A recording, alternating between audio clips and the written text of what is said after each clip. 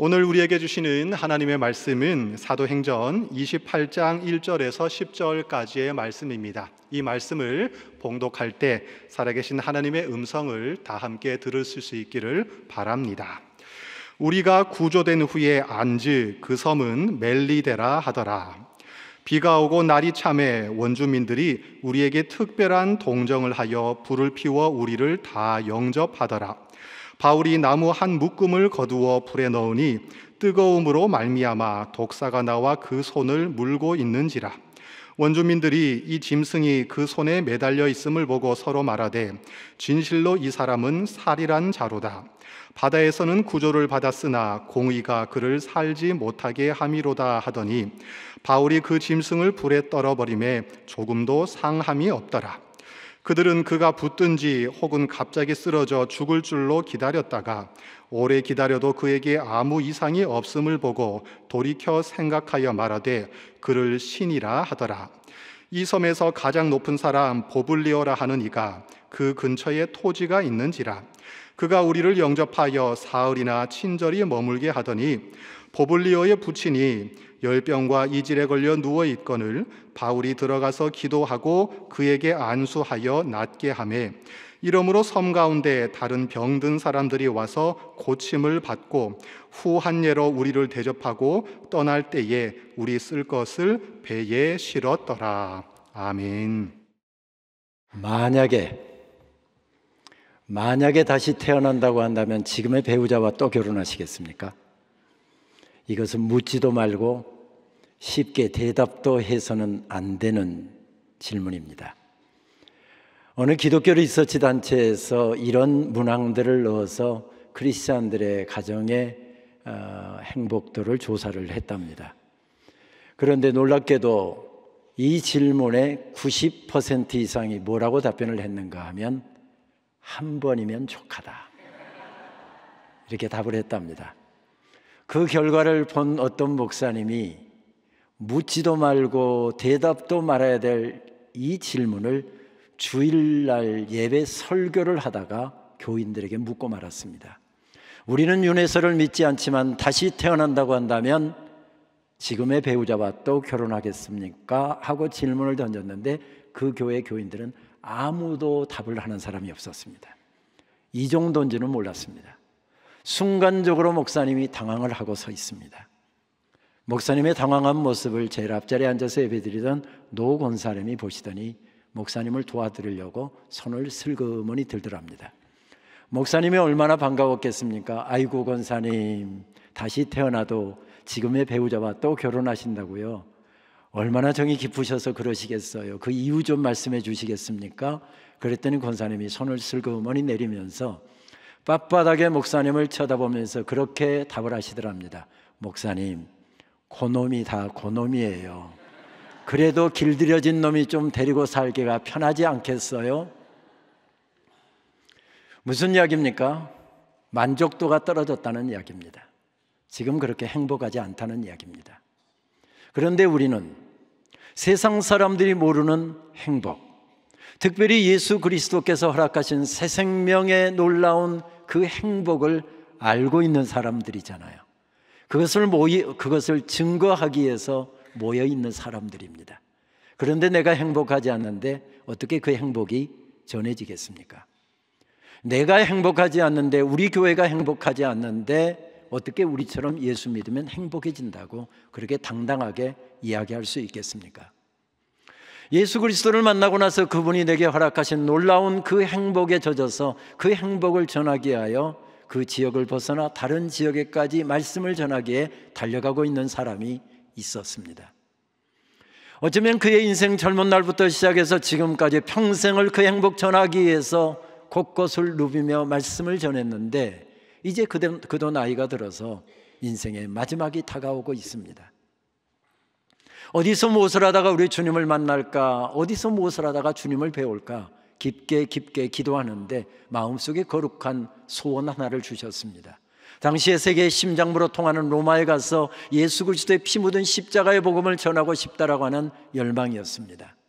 자청재수가 되지 않으면 로마 황제를 아련할 수가 없어서 자청제수가 되어 그는 그 제수의 몸으로 지금 끌려가고 있었답니다. 이것이 사도행전 27장 28장의 배경입니다. 그런데 그렇게 평생 주님을 섬겼고 남은 인생마저도 주의 복음을 위해서 드리겠다고 달려가고 있는데 그의 앞길에 엄청난 풍랑이 일어났답니다. 죽일 듯이 달려드는 풍랑 앞에서 열나흘 동안 먹지도 못하고 자지도 못하고 그렇게 허덕여야 했답니다. 참 외로운 풍경 아닙니까? 근데 외로움의 냄새는 없습니다.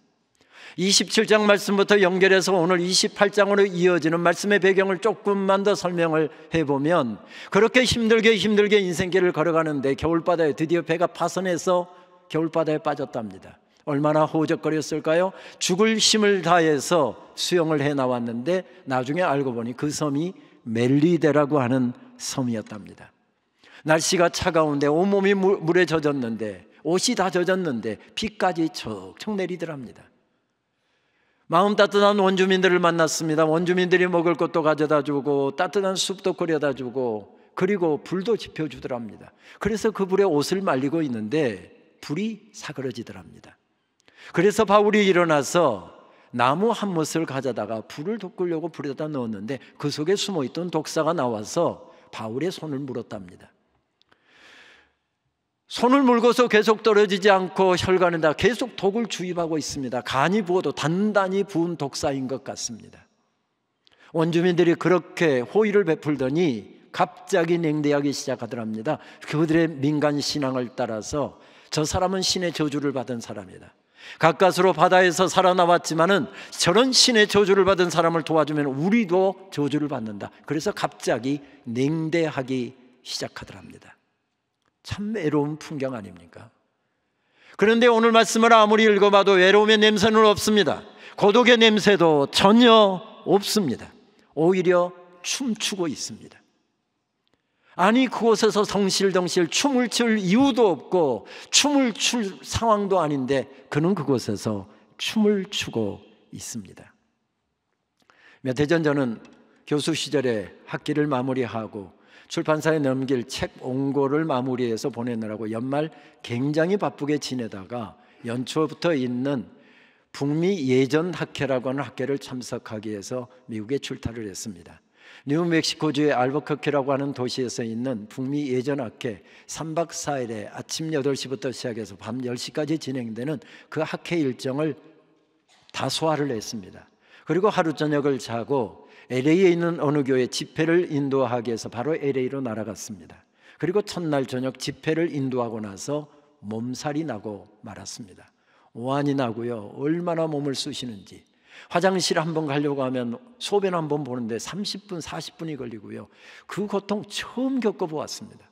왜 이렇게 안 좋지? 왜 이렇게 안 좋지? 나중에 알고 보니 전립선염에 걸렸더군요. 의료보험이 없기 때문에 전에 유학하던 시절에 호되게 고생해 본 적이 있어서 보험 없이 병원 갈 생각은 하지 않고 호텔에 누워서 끙끙 앓았습니다. 밤새 잠을 한숨도 거의 못 자고요. 새벽에 4시쯤 새벽기도 인도하기 위해서 일어나서 가는데 이대로 가다가는 얼어 죽을 것 같아요. 오한이 어떻게 나는지. 그래서 알버커키가 추운 도시여서 5리터 돗바를 갖고 갔는데 아시는 것처럼 LA에서는 그거 필요 없거든요. 근데 돗바 입고 장갑 끼고 이 목도리하고 갔더니 전부 다 저를 새벽에 쳐다봅니다. 정신이 좀 이상한 사람으로 보는 것입니다. 교회 갔는데도 제일 앞자리에 앉아 있는데 5리터 돗바를 벗을 수가 없었습니다.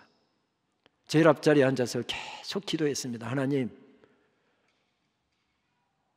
저 관광 온 거 아니거든요. 하나님의 말씀 전하러 왔거든요. 신년 초에 목사님은 8일 금식하고 그 교인들은 사흘 금식하면서 신년 금식 말씀 집회를 한다는데 은혜 끼치러 왔거든요. 그런데 이 몸으로 어떻게 설교하라고 이렇게 사람을 모십니까?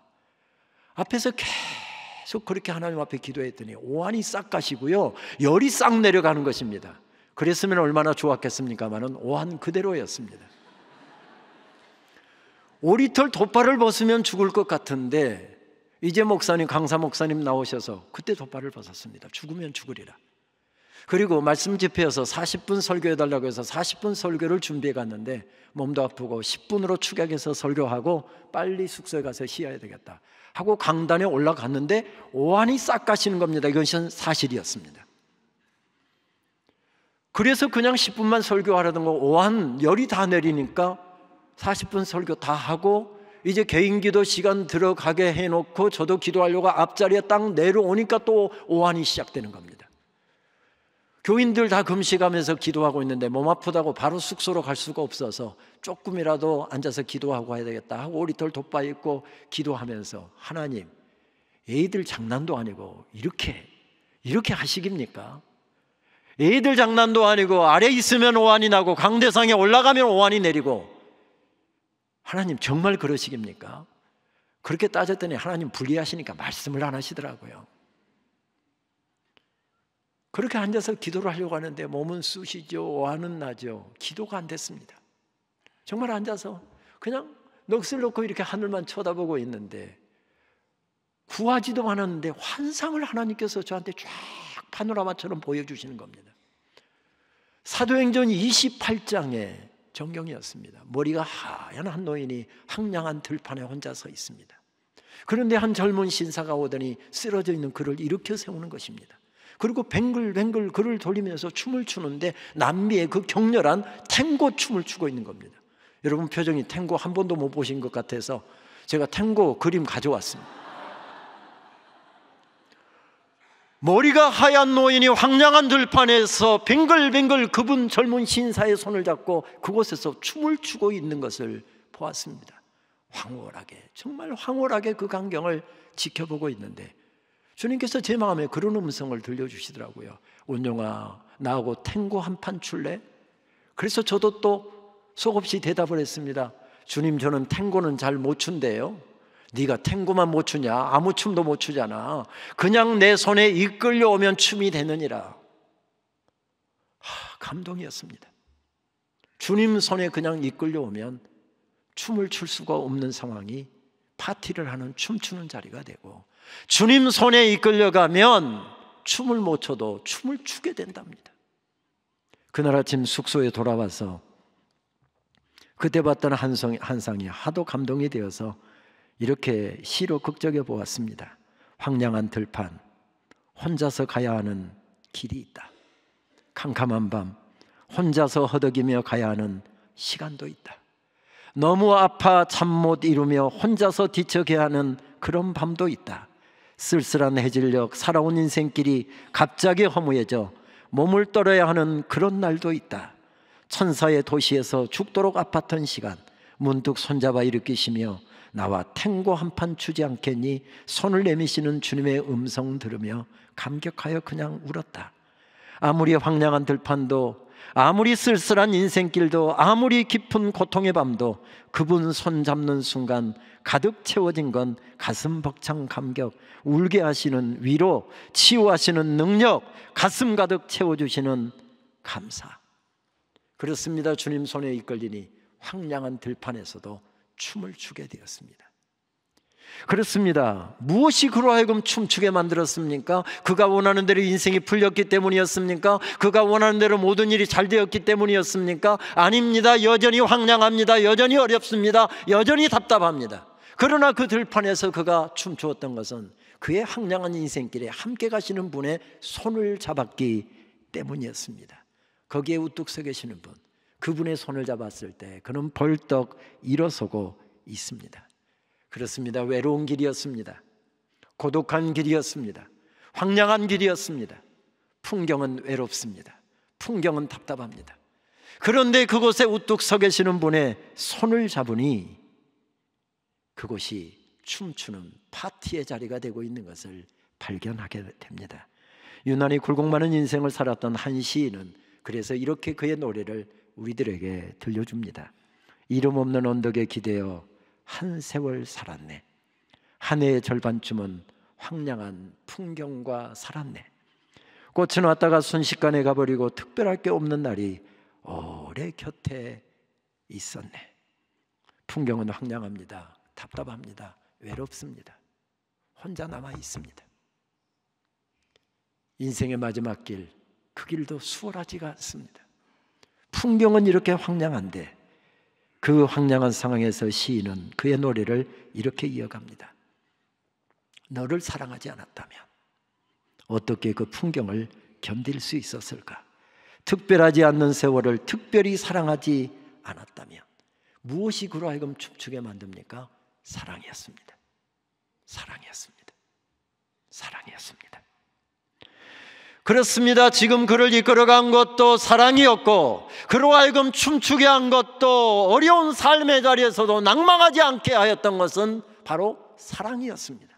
사랑이 그를 벌떡 일으켜 세웠고 사랑이 그를 달려가게 만들었고 힘들고 어려운 인생길에서도 벌떡 일어나 그분 손잡고 뱅글뱅글 춤을 추게 했던 것도 사랑이었습니다. 그는 그리스도인들을 붙잡아 죽이던 박해자였습니다. 그런데 하나님께서 그를 사랑으로 부르셨습니다. 예수 그리스도의 놀라운 십자가의 사랑으로 그의 가슴을 덮어주셨습니다. 구원해 주셨습니다. 그 사랑 때문에 그는 벌떡 일어나 그 사랑 때문에 달려가고 있고 그 사랑 때문에 춤추고 있습니다. 그의 의연함이 어디에서 옵니까? 그 사랑에 대한 감격에서부터 시작되고 있는 것을 발견하게 됩니다. 지리산 지역의 빈 집들을 골라가면서 살고 있는 지리산의 시인으로 알려져 있는 이용규 시인은 이런 감격의 마음을 그가 살고 있는 지역의 언어 전라도 말로 이렇게 우리들에게 참 멋지게 설명을 해주고 있습니다.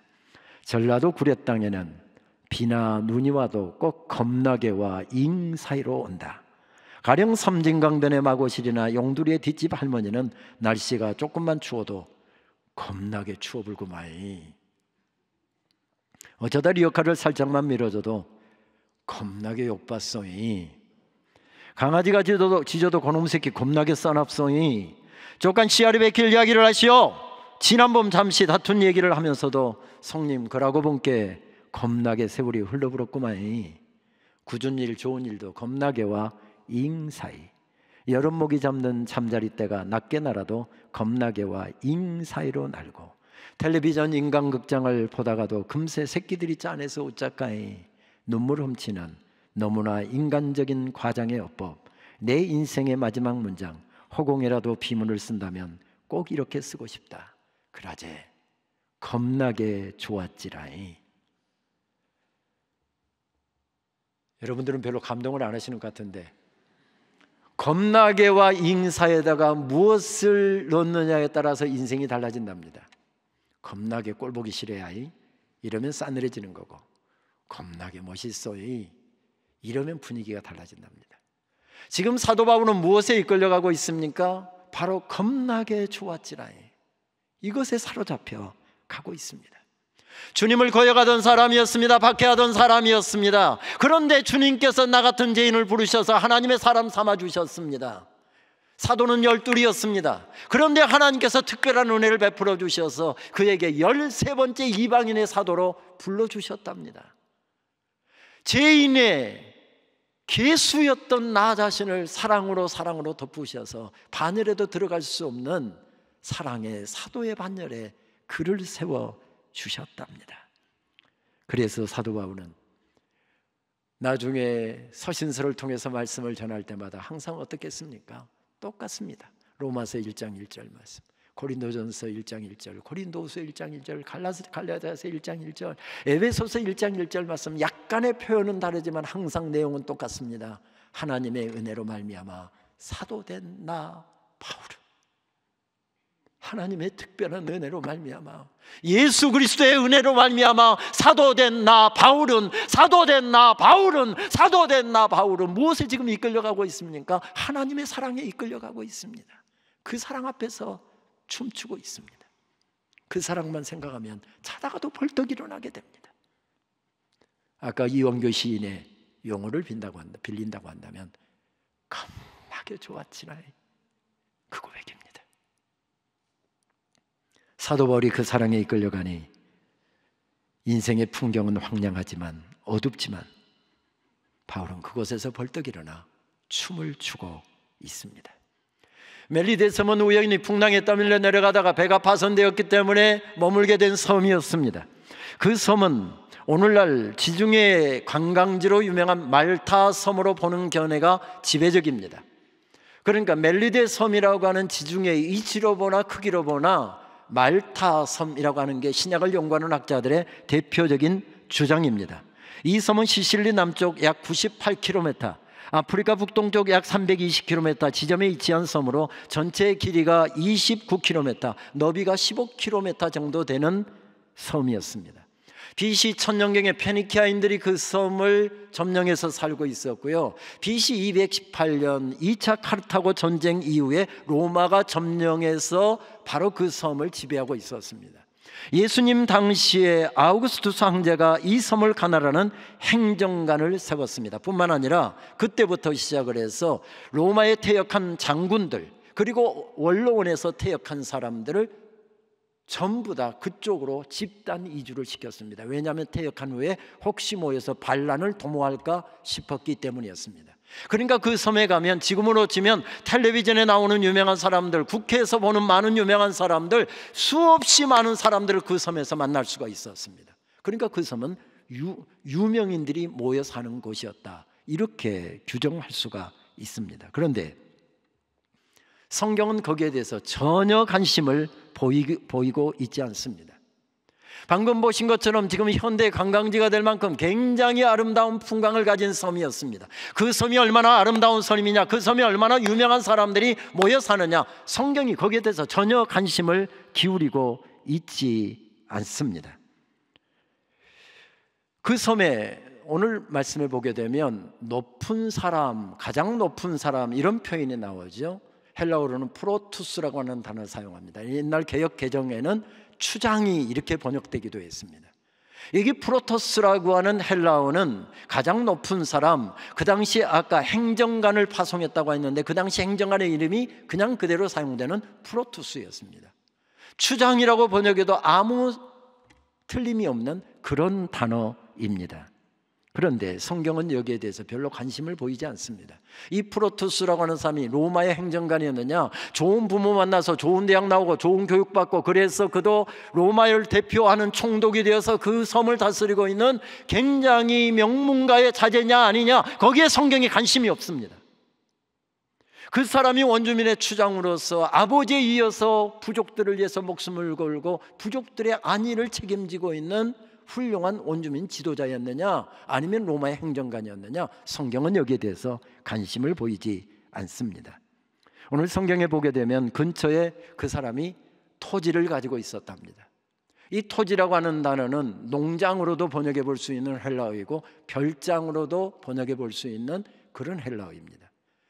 그러니까 지금 섬에서 제일 높은 사람이 아주 풍광 좋은 데다가 수십억을 호가하는 아름다운 별장을 가지고 있었느냐, 아니면 굉장히 비싼 땅을 가지고 있었느냐, 또 많은 매출을 올리는 귀한 농장을 가지고 있었느냐, 프로투스라는 단어를 사용하는데 성경은 거기에 대해서 명확하게 규명하지 않습니다. 무슨 이야기죠?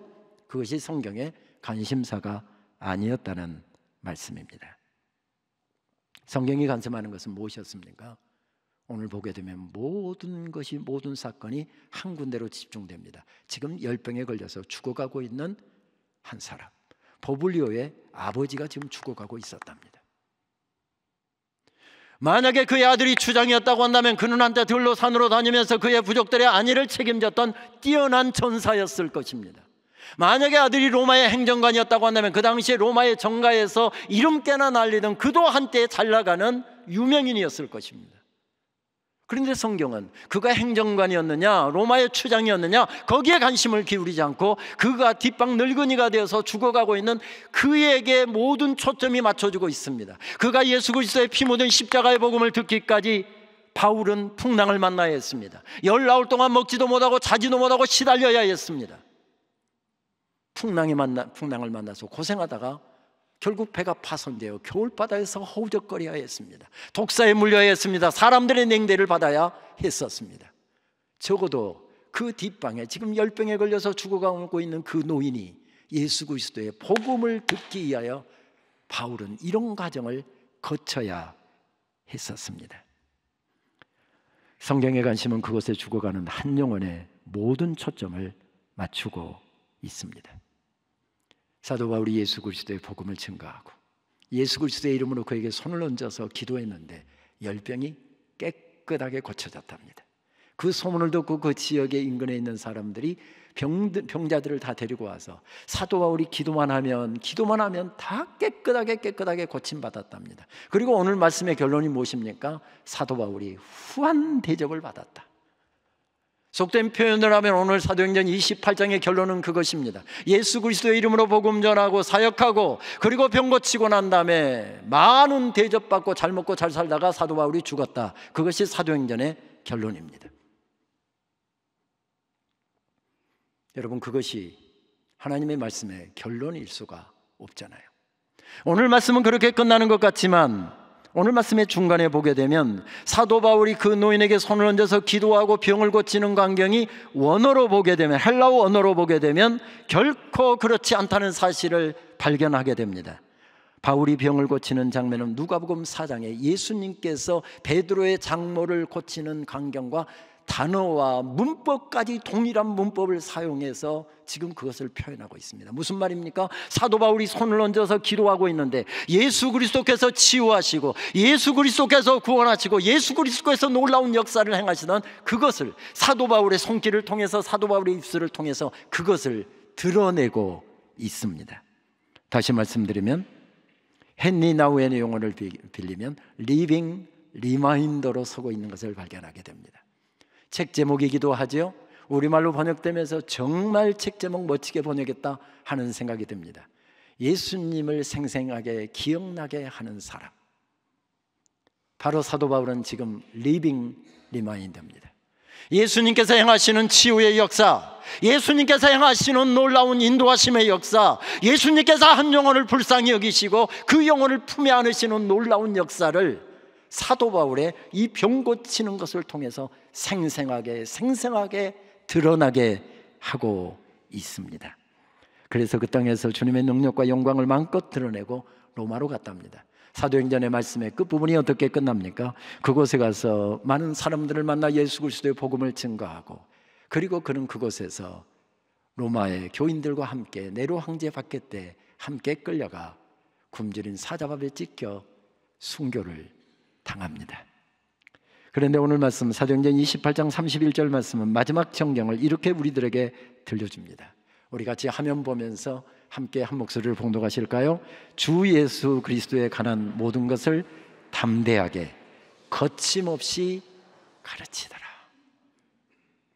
담대하게 거침없이, 담대하게 거침없이 복음을 전하고 그는 그의 인생을 접습니다. 여러분, 사도 바울이 이렇게 했을 때 로마 황제가 예수 그리스도의 복음을 듣고 돌아왔습니까? 돌아오지 않았습니다. 로마 전역이 예수 그리스도의 복음 앞에서 부복했습니까? 예수님께 돌아왔습니까? 돌아오지 않았습니다. 수많은 영혼들이 벌떼처럼 로마교로 들어와서 예수님을 믿게 되었습니까? 아니었습니다.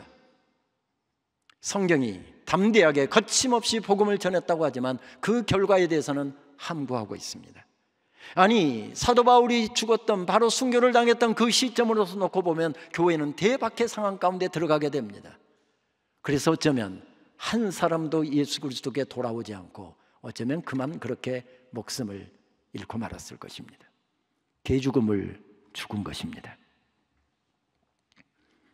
그러나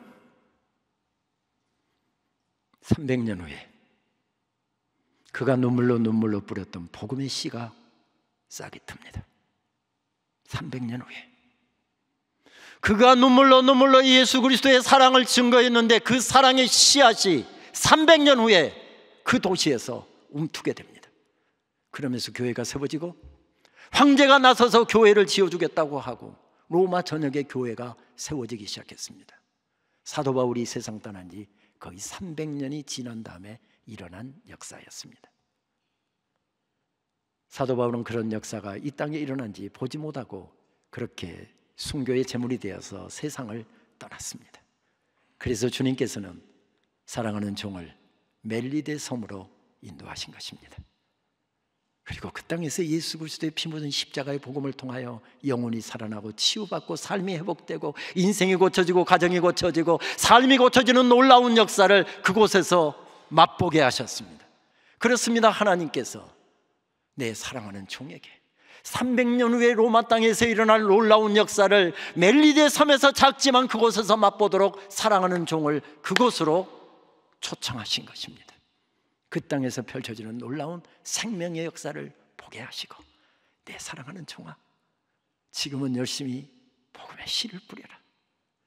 너는 이 땅에서 그 열매를 따먹지 못하고 그 꽃을 보지 못하고 끝날지 모르지만 300년 후에 이 땅에 놀라운 역사들이, 복음의 꽃이 피어나고 복음의 역사가 일어나게 될 것이다. 너는 오늘 복음의 씨를 뿌려라. 그렇게 씨 뿌리러 가는 사랑하는 종을 멜리데 섬으로 잠깐 초청하셔서 하나님께서 일으키시는 놀라운 역사를 맛보게 하셨습니다. 지난 40여 년 동안 소망교회는 복음으로 영혼을 살리는 일, 이 한 가지 목적을 위해서 달려오셨습니다.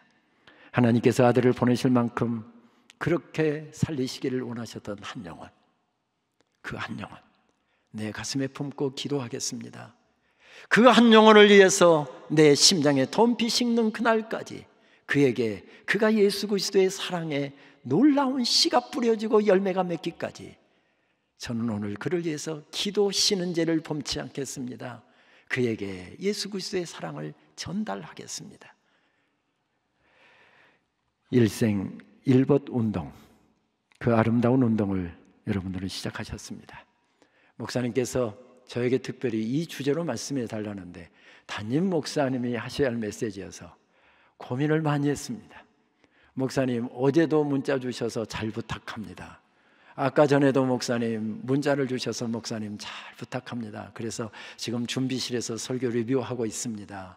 좋은 시간 보내고 오세요. 그랬더니 또 마음이 안 놓여서 전화를 왔어요. 지금 아니 어딘데요? 터키에서 버스로 이동하면서 교인들 생각하며 기도하다가 전화했다고 했습니다. 이 아름다운 역사를 이루게 하여 이 땅에서도 마음에 품고 터키 땅에 가서도 마음에 품고 계시는 이 역사, 주님이 이 땅에 이루시기를 원하셨던 그 역사였잖아요. 그렇습니다. 하나님께서는 이곳에서 영혼들이 살아나고 가슴 시린 영혼들이 주님 앞에 나와 예배하다가 기도하다가 찬양하다가 말씀 듣다가 벌떡벌떡 일어나 주님의 손잡고 덩실덩실 춤을 추는 파티를 바로 이곳에서 주님께서는 하기를 원하셔서 오늘 우리를 재촉하고 계십니다. 그 일에 온 마음을 두고 온 교회가 한 마음 되어서 기도하고 달려가시는 모습이 참 아름다우십니다. 한 고대 기록을 읽다가 예수님께서 승천하신 뒤에 천사장 가브리엘과 나눈 대화를 초대교회 교인들이 상상력을 동원해서 쓴 글을 읽은 적이 있습니다. 이런 내용의 글입니다. 천사장 가브리엘이 예수님께 지상에서 어떤 일을 하셨는지 물었다. 예수님께서는 인류를 죄에서 구원하시기 위하여 십자가에 달려 죽임을 당하셨고 온 세상이 구원을 받을 수 있도록 하셨다고 말씀하셨다. 또한 모든 세대 모든 곳의 모든 사람이 예수님이 그들을 위하여 행하신 것을 전해 듣고 그의 나라로 들어오는 것이 소원이라고 말씀하셨다. 가브리엘은 누구와 그 일을 하셨느냐고 물었다. 갈릴리 어부 출신과 여러 평민 계층의 제자들 여인들과 그 일을 하셨다고 대답했다. 가브리엘이 계속해서 물었다. 이 일을 이루시기에 어떤 계획을 가지고 세우고 있습니까? 나의 사랑하는 제자들에게 나의 복음의 메시지를 남겨두었다. 그들이 다른 사람에게 그것을 전할 것이다. 예수님은 그렇게 대답하셨다. 그러자 가브리엘이 깜짝 놀라면서 큰 소리로 말했다. 그러나 그들은 그럴 만한 이인이 못 되는 것 같던데요. 만약 그들이 실패라도 하면 어쩔 셈입니까? 예수님께서는 단호하게 말씀하셨다. 다른 대안은 없다. 다른 대안은 없다. 나는 그들을 믿는다. 다른 대안이 없답니다. 그저 한 영혼 가슴에 품고 몸부림치는 그 사람이 나의 대안이랍니다. 그들이 이 복음의 역사, 십자가를 통해서 이루신 구원의 역사, 생명의 역사를 그들에게 맡겨놓았답니다. 그들이 하지 않으면 그들이 그 일에 관심을 두지 않으면 그 시대는 하나님의 사랑을 알지 못하게 될 것이다. 그러나 그 시대 사람들이 그 일을 소중하게 여기고 그 일 때문에 기도하고 그 일 때문에 헌신하고 그 일 때문에 시간을 쏟는다고 한다면 그곳에서 생명이 살아나는 역사는 계속되게 될 것이다. 오늘도 하늘의 음성은 계속해서 들려옵니다. 다른 대안은 없다. 나는 그들을 믿는다. 사도 바울이 그 음성을 들었기에 풍랑이는 바다 위에서도 무너내릴 수가 없었고 사람들이 냉대하고 독사가 나를 죽이려고 달려드는 그런 어려운 상황 가운데서도 주저앉아 있을 수가 없었습니다. 왜냐하면 나는 주님의 대안이기 때문에 그렇습니다. 나를 통해서 이 사람들이 예수 그리스도의 피 묻은 십자가의 복음을 들을 것이기에 나는 저를 믿는다. 그것 때문에 그는 결코 주저앉을 수가 없었습니다. 사람들의 환대에도 마음을 빼앗길 수 없었고 사람들의 냉대에도 눈길을 둘 수 없었습니다. 그렇습니다. 하나님께서 멜리데 섬으로 귀한 종을 초청하여 하늘의 파티를 맛보게 했던 것처럼 일벗 운동을 통하여 우리 소망교회가 하나님께서 바로 이곳에서 펼쳐가시기를 원하시는 하늘의 파티를 주님 나라에 가시는 그날까지, 주님 다시 오시는 그날까지 계속하실 수 있게 되기를 바랍니다. 기도하시겠습니다. 주님, 다른 대안은 없다 말씀하시는 주님의 음성 앞에서 가슴이 떨립니다. 다른 사람 세우셨으면 훨씬 더 좋은 예배, 훨씬 더 좋은 영광, 훨씬 더 능력 있는 설교가 성도들에게 전해졌을 텐데 이리 보아도 저리 보아도 부족하기 짝이 없는 우리들을 사용하셔서 하늘 보자 버리시고 오셔서 이 땅에 이룩하셨던 생명의 역사를 우리를 통해서 이루시기를 원하시는 그 놀라운 역사 앞에서 감격합니다. 주님, 우리 시대도 복음이 영광스럽게, 우리 시대도 교회가 영광스럽게, 우리 시대도 복음의 역사, 생명의 역사가 힘있게 계속되게 하여 주시옵소서. 예수님의 이름으로 기도합니다. 아멘.